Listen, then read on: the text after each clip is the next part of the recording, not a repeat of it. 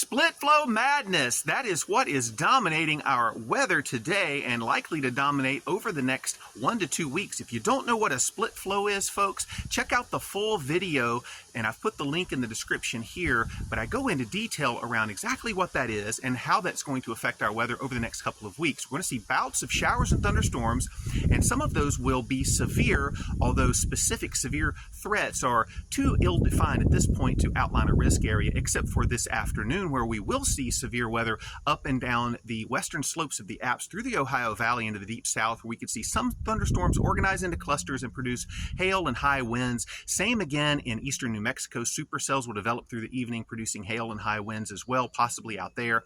We certainly saw hail and wind reports in Texas and Oklahoma, and lots of them, even a couple of tornadoes. Knox, Texas checks in the wind department as the winner with 100-mile-per-hour wind gusts, and 4¼ inches is what fell out of the sky in Armstrong, Texas. You win the blue ribbon for hail. That is over softball size and much too big for cold rain.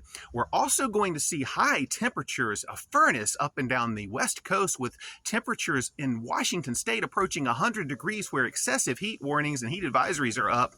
Death Valley, California could see 120 to 125 degrees. Folks, that is way too hot. Stay inside over the course of the week. Cool temperatures across the north as a low pressure slides out of Canada into the northeast, keeping temperatures cool there.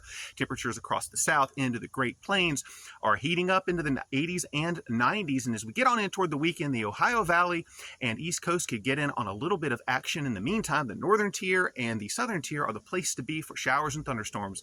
That's it for today, folks. Follow me on X at Real Cold Rain, and have a wonderful evening.